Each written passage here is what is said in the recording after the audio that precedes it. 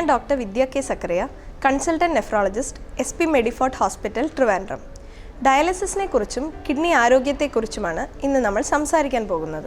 Diabetes, hypertension, polycystic kidneys, കിഡ്നിയിലെ കല്ലുകൾ തുടങ്ങിയ അനവധിയായ രോഗങ്ങൾ മൂലം വൃക്കകൾ പൂർണ്ണമായി പ്രവർത്തനരഹിതമാകുമ്പോൾ രോഗിയുടെ മുന്നിൽ 2 ചികിത്സാ രീതികളാണ് മുഖ്യമായി ഉള്ളത്. കിഡ്നി ട്രാൻസ്പ്ലാന്റേഷൻ അഥവാ കിഡ്നി മാറ്റിവെക്കൽ ശസ്ത്രക്രിയ അല്ലെങ്കിൽ ഡയാലിസിസ്.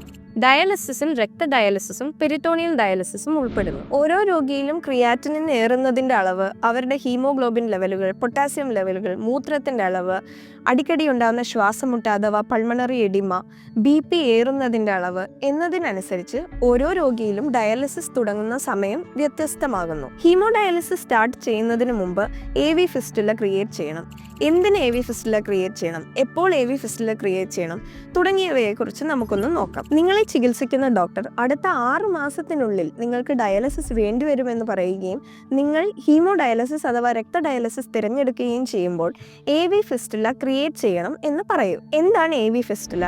കയ്യിലെ 2 രക്തധമനികൾ, അതായത് കയ്യിലെ ഒരു ആർട്ടറിയും ഒരു വെയിനും തുന്നിച്ചേർത്തുണ്ടാക്കുന്നതാണ് AV ഫിസ്റ്റുല. ഇതിലൂടെ ആർട്ടറിയിലെ രക്തം വെയിനിലേക്ക് വരികയും വെയിനിലെ രക്തയോട്ടം കൂടുകയും വെയിനിൽ വലുപ്പം വെക്കുകയും ചെയ്യുന്നു.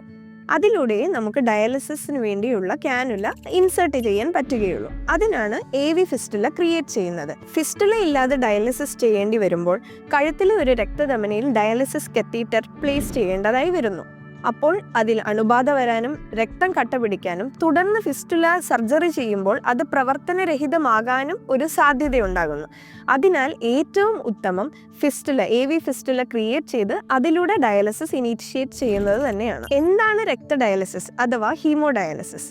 നമ്മുടെ ശരീരത്തിലെ ടോക്സിൻസ് അഥവാ മാലിന്യങ്ങളെ ഫിൽട്ടർ ചെയ്യുന്ന ഒരു അരിപ്പയായിട്ടാണ് നമ്മുടെ വൃക്കകൾ പ്രവർത്തിക്കുന്നത്.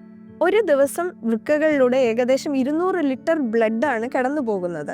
വൃക്കകൾ പ്രവർത്തനരഹിതമാകുമ്പോൾ ഈ മാലിന്യങ്ങൾ രക്തത്തിൽ അടിഞ്ഞുകൂടുന്നു.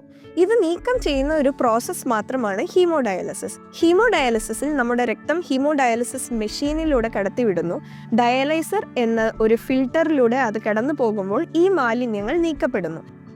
സാധാരണ ഒരു ഹീമോഡയാലിസിസ് സെഷൻ 4 മണിക്കൂർ നേരത്തേക്കാണ് ചെയ്യുക. ഇത് രോഗികളിൽ ആഴ്ചയിൽ 2 തവണയോ 3 തവണയോ വേണ്ടി വരുന്നു. എത്ര ഹീമോഡയാലിസിസ് സെഷൻ കഴിഞ്ഞാൽ എനിക്ക് ഹീമോഡയാലിസിസ് നിർത്താൻ പറ്റും? ഇതാണ് വേറൊരു സംശയം. സാധാരണയായി കിഡ്നി രോഗങ്ങളെ അക്യൂട്ട് കിഡ്നി ഇഞ്ചുറി എന്നും ക്രോണിക് കിഡ്നി ഡിസീസ് എന്നും തരംതിരിക്കാം. ഇതുമൂലം ചിലരിൽ അക്യൂട്ട് കിഡ്നി ഇഞ്ചുറി വരികയും ഡയാലിസിസ് ആവശ്യമായി വരികയും ചെയ്യുന്നു. ഇങ്ങനെ ചെയ്യുന്ന ഡയാലിസിസുകൾ നമുക്ക് നിർത്താൻ പറ്റുന്നതാണ്. എന്നാൽ ക്രോണിക് കിഡ്നി ഡിസീസ് രോഗികളിൽ ക്രിയാറ്റിനിൻ ക്രമേണ ഇൻക്രീസ് ചെയ്തു വരികയും അതിനൊരു തിരിച്ചുപോക്കില്ലാത്ത അവസ്ഥയിലുമാണ് നമ്മൾ ഡയാലിസിസ് ഇനീഷ്യേറ്റ് ചെയ്യുന്നത്. ഇത്തരം രോഗികളിൽ ഡയാലിസിസ് സ്റ്റോപ്പ് ചെയ്യാൻ പറ്റുന്നതല്ല.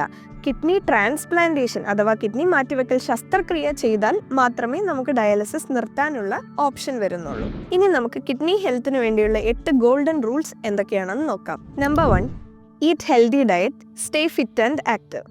ഒരു ഹെൽത്തി ഡയറ്റ് കൺസ്യൂം ചെയ്യുന്നതിലൂടെ നിങ്ങളുടെ വെയ്റ്റ്, BMI എന്നിവ നിയന്ത്രണത്തിലെത്തുകയും ഹൃദ്രോഗങ്ങൾ, പ്രഷർ, ഷുഗർ എന്നിവ നിയന്ത്രണത്തിലെത്തുകയും തന്മൂലം കിഡ്നി ഡിസീസ് കുറയുകയും ചെയ്യുന്നു.